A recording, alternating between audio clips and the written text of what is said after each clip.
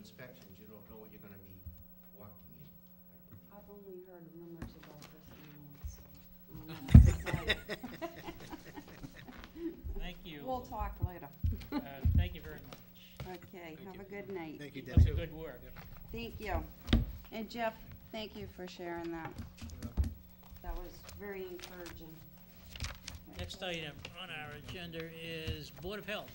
I see Martin is here. Good evening. Good evening, Marty. Let's, 21.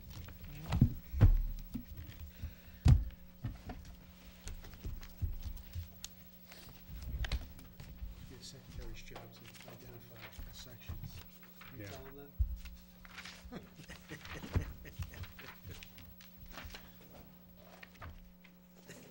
floor is yours, sir. Oh, thank you. The Board of Health budget is basically the same as the current one and the year before. Excuse me, can you speak a little louder, please? Or, yeah, just a little louder, please. Yes, the Board of Health budget is basically the same as the current budget, and in the year before, it's broken down into three different elements: the administrative budget, an administrative element, an environmental health element, and a community health element. Under the administrative element are basically items for running the office. The wages of a full-time health agent and a full-time clerk are included there. Various office expenses. There's also money budgeted for vacation coverage when the workload either gets a little heavy or I go on vacation. There's vehicle expense and some money for training and education training, some dues and memberships, money for professional licenses. It's all the line items are budgeted the same as they currently are and were the year before. Martin, on the purchase services, we're doing in restaurants using outside services? Yes, we Is are. that 100% or a supplement to? It's almost 100%. I generally do plan reviews of new establishments when they open and pre-operating inspections. I'll also do inspections of mobile food vendors and complaint inspections, but the routine inspections and most of the follow-up inspections, the contract inspectors do. And that's budgeted, I think that's under the, yes, it's budgeted under the environmental health budget. And it's budgeted at $13,200 a year. It's more or less a wash in terms of expense because of what we charge for the food permits. The cost of the food permits cover the administrative cost and the cost of the inspections.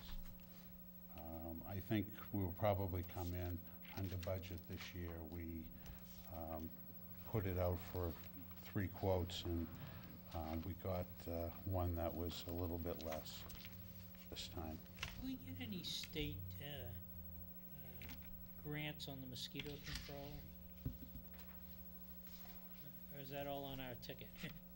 It's completely funded by the town from the general fund. We're in a mosquito control project. If you're in a mosquito control district like Essex County, the State Reclamation Board gets the money from the cherry sheet. They deduct it off the top. So as far as the mosquito control budget goes, we can kind of fund it on the basis of the services we want them to provide. Basically, what are we doing? We do a lot of aerial larviciding in the spring. They set up trap sites, a couple of different types of traps for trapping different species of mosquito. We do larviciding of smaller, we do aerial larviciding with helicopters in the spring. We do some larviciding of smaller wetlands with truck-mounted sprayers. Over the summer, when the mosquito population gets very high in certain areas, we do truck-based spraying at night, adulticide spray to kill adult mosquitoes to knock the population down to kind of break the cycle. We also do, in the summer, we've been using a catch basin larvicide that works for 3 months. It's kind of expensive, but it covers you from 3-4 months from the summer into the fall, mostly for West Nile virus, because that's generally where the mosquitoes that transfer that disease breed. Do we do testing for West Nile? We do.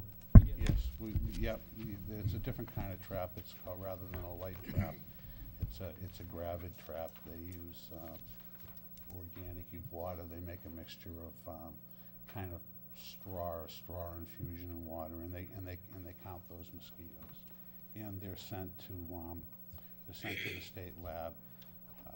The mosquitoes are separated. The types that would transfer West Nile virus would then be sent to the state lab, and they would check them for the virus. So you don't do it, you subcontract that out as well? Yes, the mosquito, the project does the work. They actually apply the pesticide to the catch basins, but we purchase the larvicide, and that's also budgeted in here at $4,700.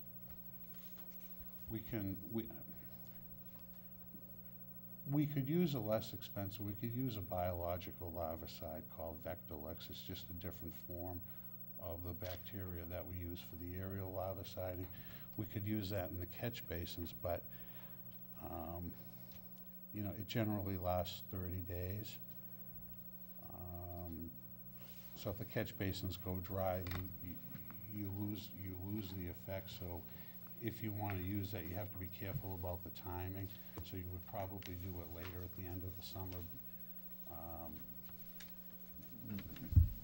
when there's more West Nile virus activity. But the problem is the mosquito project hires kids, basically college kids that are able to pass an exam to get their pesticide license to be able to do the larviciding in the catch basins. And they ride their bikes and do it from bikes and put these ingots, these little briquettes, into the catch basins. So, I mean, it's something that could be looked at and see if there could be a cost savings there. I wasn't so much asking the questions regarding the cost savings, more understanding what, what we might be, should be doing Right. and are not doing. I'm just surprised there's no grant. I would have thought there would be lots of grants out there for this. It's surprising. No, the state State doesn't actually, have any money. Yeah, I know. yeah, that's it. The Previous mosquito years. control district in the level services budget, they're actually looking for a 2% increase. So that's the only line item that there are two different numbers shown. And one of the reasons for asking for the increase is the state reclamation board sort of acts as a fiduciary. When we pay them their money from this line item, it doesn't go to the district, it goes to the state, and they handle the money for the project, but they're taking more overhead out of that money now. The other reason they're asking for an increase is just capital expenses. They want to replace some of their trucks are 10, 15 years old. Yes, Michael? In one of your line item details, you talk about a professional services consisting of $6,500 for a public health nurse. Yes. Can you just give me a little, why do we need a public health nurse? What line is that, Mike? I don't have the page number. It's in your, Yeah. Oh, no, I have it. It's under, I can't find it in the line If you items. go to the breakdown of the community health element, it's almost the last page in the budget. We got $11,500. Yeah, $11,500, there's $6,500 there budgeted for the public health nurse, and $5,000 for beaver control. so what's the public health nurse do? One of the responsibilities of boards of health are to investigate communicable diseases. There's a list of reportable diseases that the state has, and when someone in town has one of those diseases, it's reported to the Board of Health. And we would follow up on that kind of as a first step in an epidemiological investigation to gather information to determine how they may have gotten it. Also who their contacts might be that it could have been transferred to. And there are isolation and quarantine regulations that go along with that. For instance, if they have salmonella and they happen to be a food service worker, then they'd have to be excluded from work, until such time as they had like a couple of negative. So you don't use stool this tests. money unless you actually have a problem, or you actually have to pay for this contract up front? No, we're billed, pretty much monthly for services rendered. We also do some clinics. We have annual flu clinics and pneumonia clinics that the nurse does a lot of the work for. When we have clinics, we actually hire other nurses with that money just for that day too. We may have 4 nurses, 5 nurses working.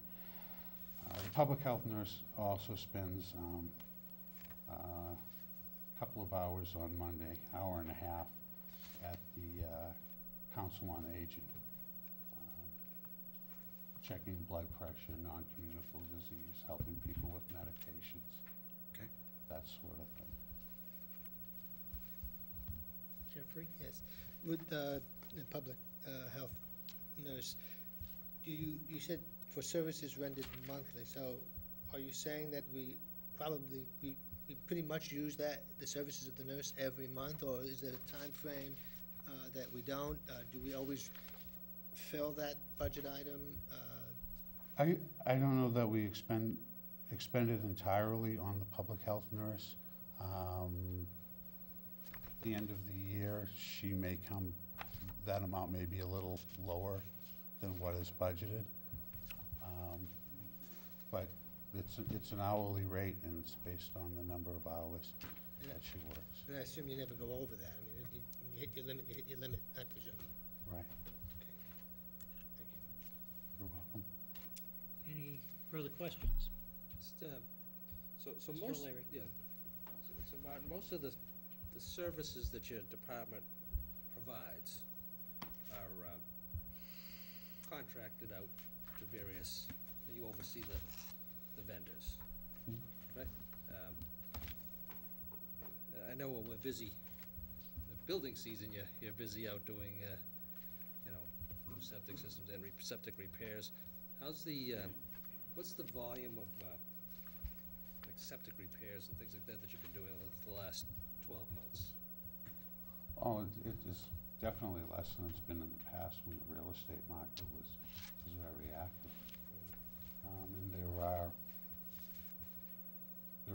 certainly less new houses being built.